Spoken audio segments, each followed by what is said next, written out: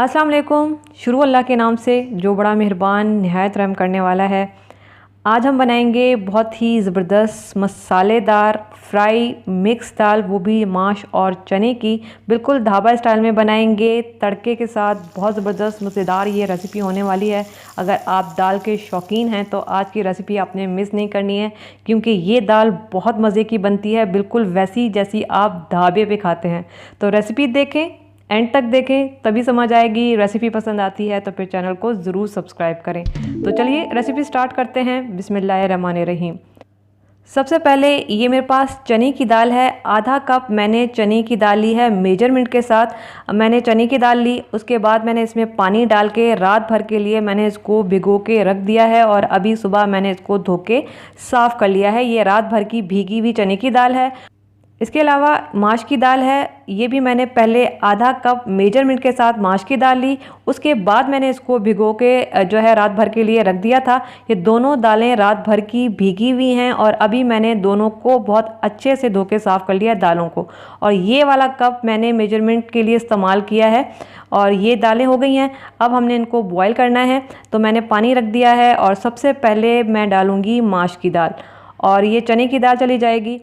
दोनों दालों को मैं एक साथ ही बॉईल करूंगी, अलग अलग बॉईल करने की ज़रूरत नहीं है।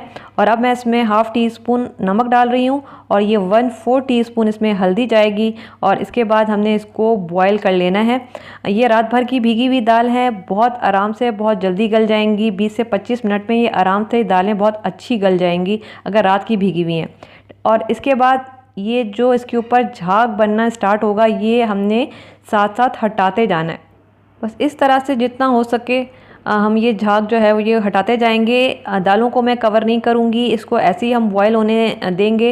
इंशाल्लाह ये 20 से 25 मिनट में आराम से गल जाएंगी अगर रात की भीगी हुई हैं तो, ठीक है। वरना हो सकता है इससे भी ज़्यादा टाइम कभी कभी दालें ले लेती हैं। देख लीजिएगा कि आपकी दाल कितनी देर में गलती है। तो ये देखें दाल हो चुकी है।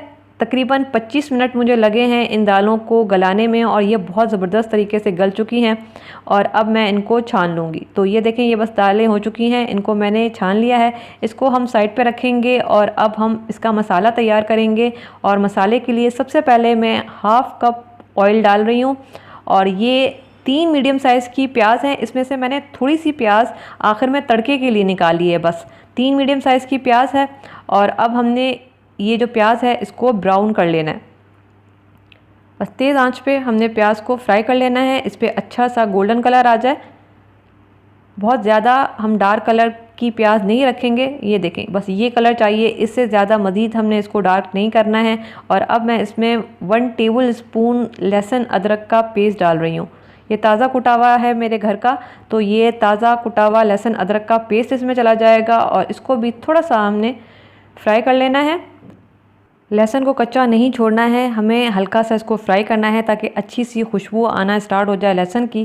तो ये लहसुन फ्राई हो गया है। और अब ये मेरे पास मैंने 3 मीडियम साइज़ के टमाटर लिए हैं और सिंपल मैंने इन टमाटरों को ब्लेंड कर दिया है और कुछ नहीं किया।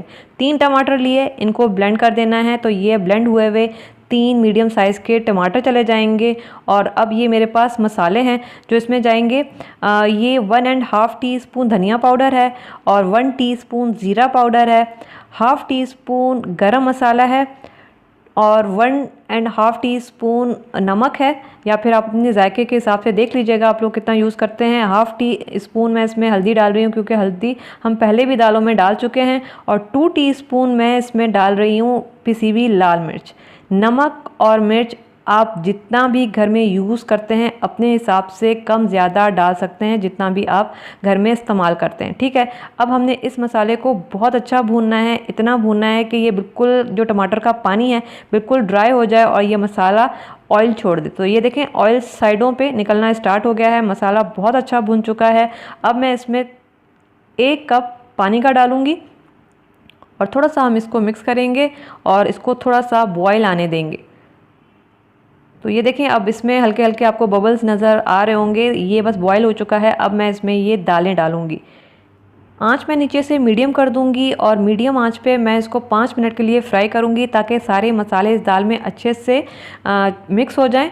और मैंने अभी थोड़ा सा इसमें पानी डाला है इस वजह से, क्योंकि मैं इसको मिक्स कर रही थी तो दाल नीचे लग रही थी और वो बहुत ड्राई हो रही थी। अगर आपको भी पानी की ज़रूरत महसूस हो तो आप थोड़ा सा इसमें पानी डाल सकते हैं। अब मैं इसमें 1/3 कप जितना इमली का रस डाल रही हूँ ताकि हमारी दाल बड़ी अच्छी खटी खटी बने। तो ये इमली का रस चला गया, इसको हमने मिक्स कर लिया। अब नीचे से आंच मैं बिल्कुल हल्की कर दूंगी, इसको कवर कर दूंगी तकरीबन 10 मिनट के लिए। 5 मिनट के लिए हम इसको फ्राई कर चुके हैं। अब 10 मिनट के लिए मैं दम पे रखूँगी ताकि अच्छे सारे मसाले दाल के अंदर चले जाएँ और हमारी दाल मज़ेदार सी तैयार हो जाए। तो ये 10 मिनट के बाद ये हमारी मज़ेदार सी दाल जो है वो हो चुकी है। देखिए मैंने इसके अंदर थोड़ा सा पानी मज़ीद डाला था जब मैं इसको फ्राई कर रही थी, तभी ये थोड़ी सी गीली गीली बनी है। अगर आपको भी थोड़ा सा पानी की ज़रूरत हो तो आप इसमें बीच में पानी डाल सकते हैं। दाल बिल्कुल ड्राई नहीं होनी चाहिए, इसमें थोड़ा सा मॉइस्ट होना चाहिए। बिल्कुल ड्राई दाल जो है वो ठंडी होने के बाद और मज़ीद ये ड्राई हो जाएगी और आपको मज़ा नहीं आएगा। थोड़ा सा मैंने इसमें हरा धनिया डाला है और 2 से 3 मैंने इसमें हरी मिर्चें डाली हैं। इसको मिक्स करेंगे सिर्फ 1 से 2 मिनट के लिए और बस नीचे से मैं चूल्हा बंद कर चुकी हूँ। इसको मज़ीद नहीं पकाएंगे और ये ज़बरदस्त सी हमारी दाल जो है वो तैयार है ढाबा स्टाइल में। इसको हम डिश में निकालेंगे। दाल को हमने तोड़ना नहीं है, मैश नहीं करना है, दाल खड़ी खड़ी होनी चाहिए क्योंकि ढाबा स्टाइल में जो दाल होती है वो खड़ी खड़ी होती है और खड़ी खड़ी ही अच्छी लगती है। अब हम इसका तड़का तैयार करेंगे। तड़के के लिए मैं हाफ़ कप इसमें ऑयल डाल रही हूँ, या फिर आपको जितना ऑयल डालना है आप डाल सकते हैं। और ये जो थोड़ी सी प्याज मैंने बचाई थी ये मैं इसमें डालूँगी। सबसे पहले मुझे फ्राई प्याज का जो टेस्ट है वो दाल में बहुत अच्छा लगता है। अगर आपको भी पसंद है तो डाल सकते हैं, नहीं तो फिर आप इसमें सिर्फ लहसुन भी डाल सकते हैं। और ये 1 टेबल स्पून चॉप किया हुआ लहसुन है। मैं प्याज भी डाल रही हूँ, लहसुन भी डाल रही हूँ क्योंकि फ्राई प्याज का टेस्ट फ्राई दाल में बहुत ज़बरदस्त आता है। बाकी आपकी मर्ज़ी है, आप सिर्फ लहसुन भी डाल सकते हैं। और ये लंबाई में कटा हुआ अदरक थोड़ा सा इसमें चला जाएगा। इसके अलावा मैं इसमें 4 हरी मिर्चें डाल रही हूँ साबित, लेकिन मैंने इसको थोड़ा सा कट लगा लिया है क्योंकि अगर हम बिल्कुल साबित डालेंगे तो ये पटाखे की तरह फटना स्टार्ट हो जाएंगी। तो इस बात का ध्यान रखना है, ये बहुत ख़तरनाक होता है। अब थोड़ा सा कट लगा दें, ये इंशाल्लाह नहीं फटेंगी। अगर साबित डालेंगे तो वो फटेंगी और हो सकता है आपकी आँख वाँख में लग जाए, तो इस बात का ध्यान रख लीजिएगा।